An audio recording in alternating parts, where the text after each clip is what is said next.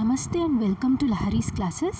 ఈ వీడియోలో మనము హైకోర్ట్ ఆఫ్ ఆంధ్రప్రదేశ్ ఇష్యూ చేసింది కదా నోటిఫికేషన్ వేరియస్ పోస్ట్కి సంబంధించి హైకోర్టులో. For example section officer, senior system officer, ఇలా మల్టిపుల్ పోస్ట్కి నోటిఫికేషన్ రిలీజ్ చేసింది కదా. ఈ వీడియోలో ఆ నోటిఫికేషన్కి సంబంధించి మోస్ట్ ఇంపార్టెంట్ డీటెయిల్స్ అన్నీ కవర్ చేస్తాను. జాగ్రత్తగా వినండి, మీ డౌట్స్ అంతా కూడా క్లియర్ అవుతుంది ఈ వీడియో ద్వారా. ఎలా అప్లై చేయాలి అండ్ అప్లై చేసేటప్పుడు ఎలాంటి డాక్యుమెంట్స్ రెడీగా ఉంచుకోవాలి కన్ఫ్యూజన్ లేకుండా ఆ టైంకి, and application fee various categories వాళ్ళకి, ఇవంతా కూడా మనం నోటిఫికేషన్లో డీటెయిల్గా డిస్కస్ చేసుకుందాము. So let's begin. సో ఈ నోటిఫికేషన్ వచ్చి హైకోర్టులో ఏ పోస్ట్ కంటే section officer, senior system officer, computer operators, assistants, librarian grade 2, upper divisional stenographer, assistant examiner, typist, copies, data entry operator, stenographer and office subordinate. ఈ పోస్ట్కి అన్నీ కూడా ప్రతి ఒక్క పోస్ట్కి క్వాలిఫికేషన్స్ డిఫరెంట్గా ఉంది. ఆ క్వాలిఫికేషన్స్ చూసుకొని మీరు అప్లై చేసుకోండి. ఊరికే అన్నిటికీ అప్లై చేసి మనీ వేస్ట్ చేసుకోకండి. బికాజ్ ఒక్కొక్క పోస్ట్కి అప్లై చేయాలంటే మనం ఇండివిజువల్గా పే చేయాలన్నమాట. ప్రతి పోస్ట్కి పేమెంట్ చేయాలి. ఓకే, ఓటీపీఆర్ ఐడి వస్తుంది మీకు. ఆ ఒక్క ఐడితోనే మల్టిపుల్ పోస్ట్కి మీరు అప్లై చేయొచ్చు. కాకపోతే ప్రతి పోస్ట్కి మీరు అమౌంట్ పే చేయాలన్నమాట. ఫర్ ఎగ్జాంపుల్ సెక్షన్ ఆఫీసర్కి మీరు అప్లై చేశారు, దీనికి పే చేశారు. నెక్స్ట్ మీరు అసిస్టెంట్ కంప్యూటర్ ఆఫీసర్ అది ఒకటి ఉంది కదా, సెక్షన్ ఆఫీసర్ అనేది, దానికి అప్లై చేయాలంటే మీరు మళ్ళీ ఇంకొంచెం అమౌంట్ పే చేయాలన్నమాట. సో ప్రతి పోస్ట్కి ఇండివిజువల్గా పేమెంట్ ఉంటుంది. అది మీరు జాగ్రత్తగా మీ క్వాలిఫికేషన్ సెట్ అవుతుందా అని చూసుకొని మీరు పే చేయండి. ఊరికే మనీ వేస్ట్ చేసుకోకండి. చూడండి, అప్లికేషన్ అయితే ఇంకా పోర్టల్లో అవైలబుల్గా లేదు. ఎప్పటి నుంచి అవైలబుల్గా ఉంటుంది అంటే 30 మార్చ్ నుంచి 19th ఏప్రిల్ 2026 వరకు అవైలబుల్లో ఉంటుంది. అండ్ లాస్ట్ డేట్ ఏంటి అంటే 19/4 అప్ టు 11:59 PM. అంత దూరం పెట్టుకోకండి, మధ్యలోనే అప్లై చేయండి. సో మీరు ప్రిఫరెన్స్ పెట్టిన సిటీస్లోనే మీకు మోస్ట్లీ ఎగ్జామ్ సిటీగా వస్తుందన్నమాట. సో లేట్ చేయకుండా వీలైనంత తొందరగా డాక్యుమెంట్స్ అన్నీ రెడీగా పెట్టుకొని సాఫ్ట్ కాపీస్ మీరు అప్లై చేయొచ్చు. Next so detailed examination schedule అంతా కూడా apHC.gov.in హైకోర్టు వాళ్ళ అఫీషియల్ వెబ్సైట్లో ఉంటుంది, మీరు అక్కడ చూసుకోవచ్చు. నెక్స్ట్ క్యారీడ్ ఫార్వర్డ్ వేకెన్సీస్ కూడా ఉన్నాయి. కాకపోతే ఏంటి అంటే ఇవి ఉన్నాయన్నమాట క్యారీ ఫార్వర్డ్ చేసినవి. సెక్షన్ ఆఫీసర్స్కి ఇన్ని, సీనియర్ సిస్టమ్ ఆఫీసర్స్, ఇవంతా కూడా సెల్ఫ్ ఎక్స్ప్లెనేటరీ, మీరు చూసుకోండి కావాలంటే. మళ్ళీ ఇంకొక పాయింట్ ఏంటంటే ఈ వేకెన్సీస్ ఉన్నాయి కదా, ఫ్యూచర్లో ఈ హైకోర్టు వాళ్ళ ఇష్టం అనమాట. ఈ వేకెన్సీస్లో ఏ చేంజెస్ అయినా రావచ్చు. ఇవే వేకెన్సీస్ ఉంటాయి, దీంట్లో తగ్గచ్చు, పెరగచ్చు, ఏదైనా జరగచ్చు అనమాట. అది వాళ్ళ నోటిఫికేషన్లో ఒక పాయింట్ దగ్గర మెన్షన్ చేసేసారు. సో బ్రేకప్ ఆఫ్ వేకెన్సీస్ చూడండి, ఇలా ఉంది. సెక్షన్ ఆఫీసర్స్ చూసుకుంటే 5 పోస్టులు ఉన్నాయి. ఓసీ వాళ్ళకి 3 ఉంది, ఈడబ్ల్యూఎస్ వాళ్ళకి 1 ఉంది, బీసీబీ వాళ్ళకి 1 ఉంది, మిగిలిన కేటగిరీస్లో లేదు. ఫ్యూచర్లో నేను చెప్తున్నా, అంటే ఇలా అని జరుగుతుందని కాదు, మే ఆర్ మే నాట్ ఈ పోస్ట్స్ అనేవి తగ్గచ్చు, లేకపోతే పెరగచ్చు కూడా. వేరే ఇప్పుడు ఈ గ్రూప్స్ ఉన్నారు కదా, ఎస్సీ గ్రూప్లో లేదు, ఎస్టీ గ్రూప్లో లేదు, బీసీ వాళ్ళది ఈడబ్ల్యూఎస్, ఓసీలో మాత్రం ఈ పోస్టులు అవైలబుల్గా ఉన్నాయి. సో ఫ్యూచర్లో ఎక్కడైనా తగ్గిపోయి ఇక్కడ రావచ్చు, లేకపోతే ఈ పోస్టులు కూడా డిక్లైన్ అయిపోవచ్చు, చెప్పలేమన్నమాట. అది వాళ్ళ ఇష్టం, హైకోర్టు వాళ్ళది, వాళ్ళు పోస్టుని బట్టి చూసుకుంటారు. నెక్స్ట్ ఇలా ఉన్నాయి మిగతా ఇవంతా కూడా మీరు చూసుకోండి, మీ కేటగిరీ ఏంటి, ఎన్ని పోస్టులు ఉన్నాయి అవంతా అని.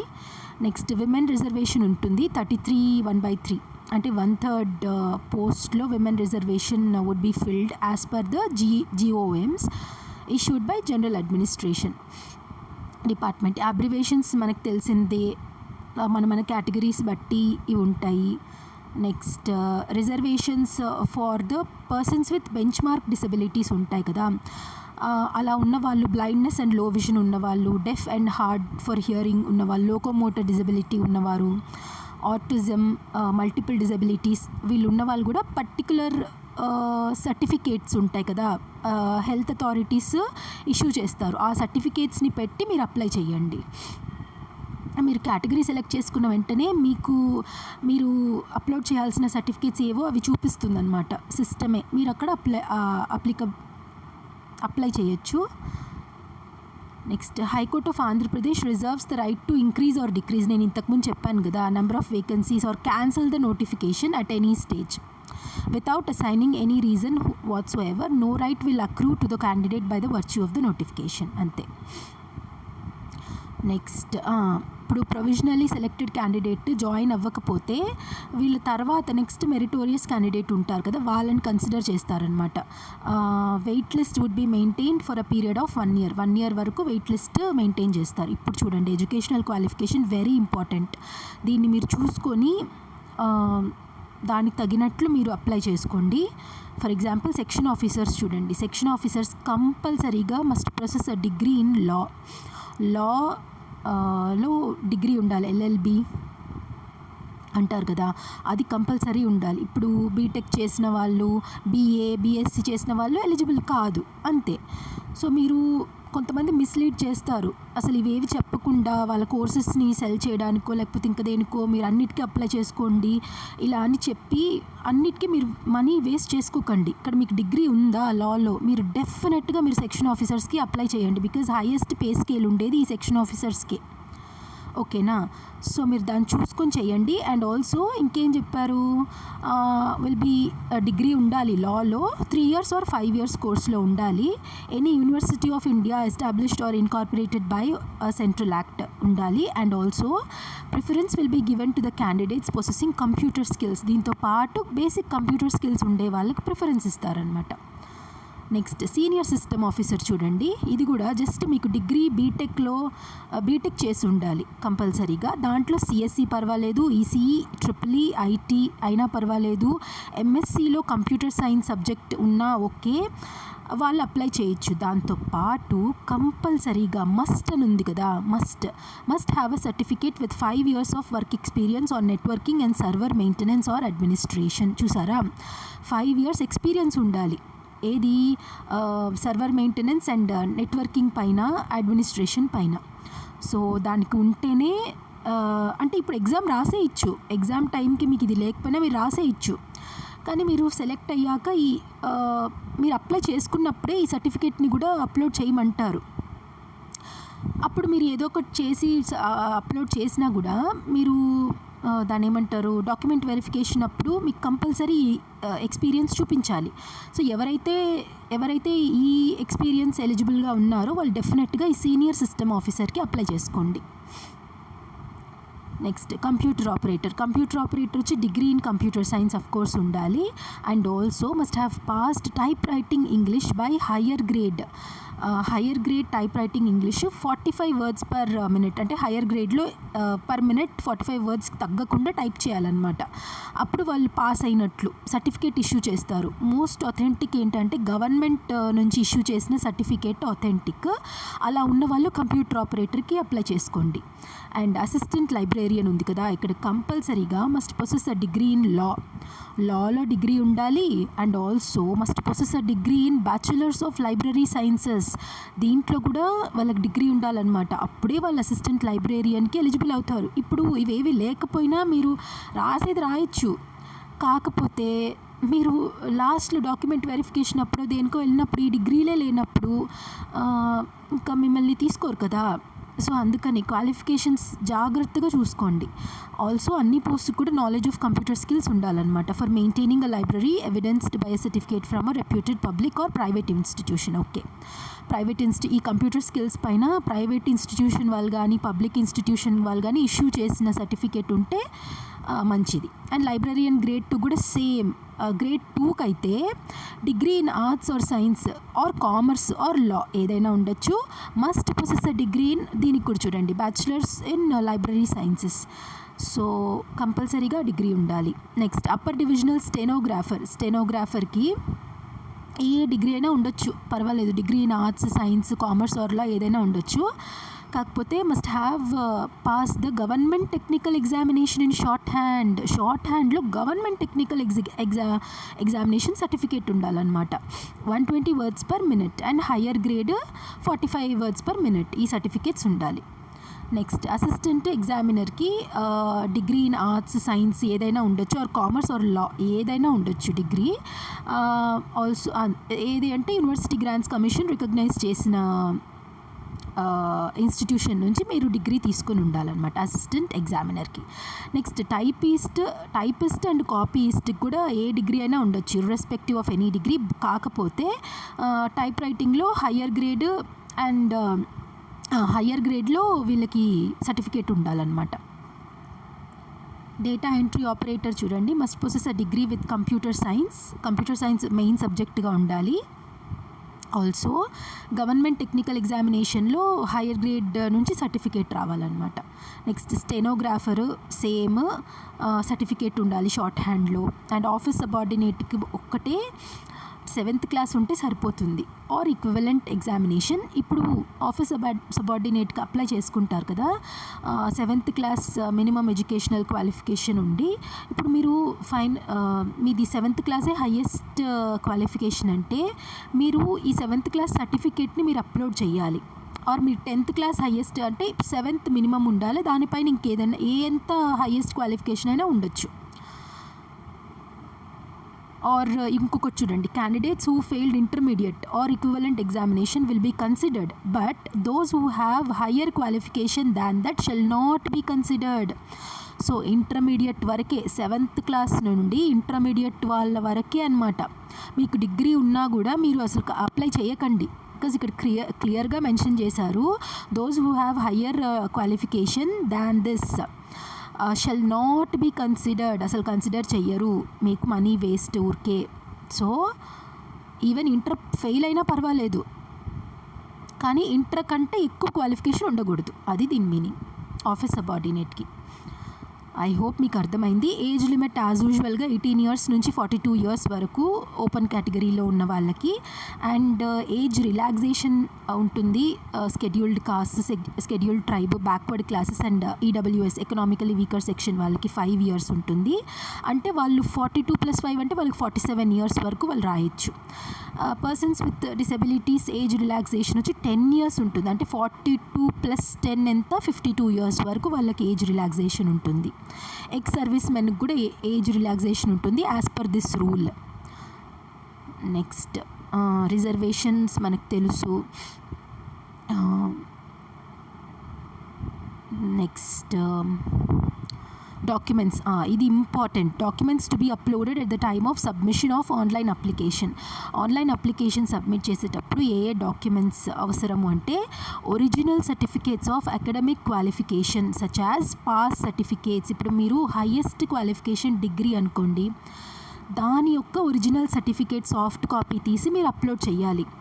హయ్యెస్ట్ క్వాలిఫికేషన్ పీజీ అనుకోండి, పోస్ట్ గ్రాడ్యుయేషన్ అంటే ఎంఎస్సి, ఎంబీఏ, ఎంసీఏ ఇలా చేసిన వాళ్ళకి ఆ సర్టిఫికేట్ని మీరు అప్లోడ్ చేయాలన్నమాట, pass certificates. Next certificate evidencing date of birth and community certificate. ఇప్పుడు కమ్యూనిటీ సర్టిఫికేట్స్ ఉంటాయి, బీసీస్ది, ఎస్సీ ఎస్టీది, ఈడబ్ల్యూఎస్ది, బెంచ్ మార్క్ డిసెబిలిటీ ఉన్న వాళ్ళకి సంబంధించిన సర్టిఫికేట్స్ ఇష్యూ చేస్తుంది కదా గవర్నమెంట్, మీరు అవి అప్లోడ్ చేయాలి. నెక్స్ట్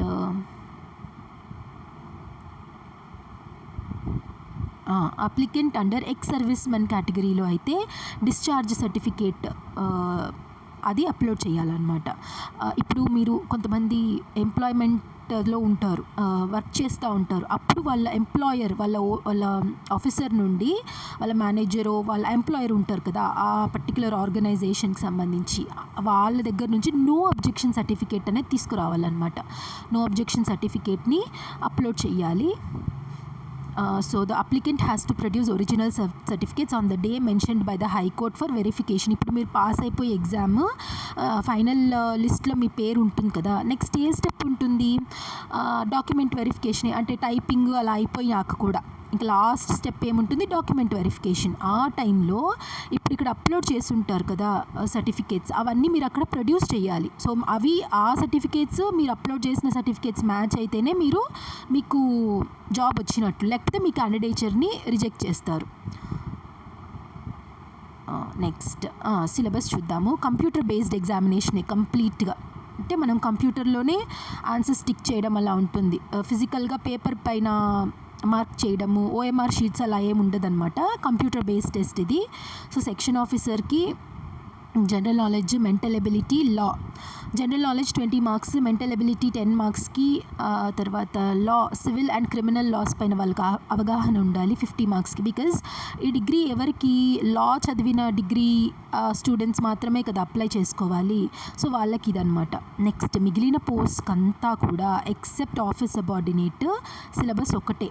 జనరల్ నాలెడ్జ్ 40 మార్క్స్కి, మెంటల్ ఎబిలిటీ 40 మార్క్స్కి, మొత్తం కూడా అందరికీ 80 మార్క్స్కే ఎగ్జామ్. ఏసీబీటీ అయితే కంప్యూటర్ బేస్డ్ టెస్ట్. తర్వాత ఏ పోస్టులకి అయితే టైపింగ్ అవి అప్లికబుల్గా ఉంటుందో వాళ్ళకి సపరేట్గా ఉంటుందన్నమాట. ఫస్ట్ మనం ఇది పాస్ అవ్వాలి, సిబిటీ పాస్ అయ్యాకే నెక్స్ట్ టైపింగ్ అలా పిలవడము అలా జరుగుతుంది. నెక్స్ట్ ఆఫీస్ సబార్డినేట్ వాళ్ళకి 50 marks general knowledge, mental ability 30 marks. Mental ability ఏంటి, రీజనింగ్, యాప్టిట్యూడ్, అదే దాన్నే మెంటల్ ఎబిలిటీ అంటారు. నెక్స్ట్ 80 మార్క్స్, 80 క్వశ్చన్స్ ఉంటాయి, ఈచ్ 80 మార్క్స్. అండ్ ఎంత డ్యూరేషన్ అంటే 90 మినిట్స్, 1.5 అవర్లో ఎగ్జామ్ అవుతుంది. తెలుగు, ఇంగ్లీష్ రెండిట్లో ఉంటుంది ఎగ్జామ్. కాకపోతే ఏదైనా తెలుగులో మిస్టేక్స్ ఉన్నాయి, తెలుగులో ఆప్షన్స్ కూడా తప్పుగా ఉన్నాయి అని అంటే ఇంగ్లీష్లో ఏదైతే ఇచ్చున్నారో దాన్ని ఫైనల్గా తీసుకుంటారనమాట. So English version shall be treated as final, అంతే. తెలుగులో ఎన్ని తప్పులున్నా ఇంగ్లీష్లో ఇచ్చినవే కరెక్ట్, ఇంకా ఫైనల్గా తీసుకుంటారనమాట. సో మీరు మాకు తెలుగే వచ్చు, మేము ఇంగ్లీష్ రాము అంటే అలా కుదరదు.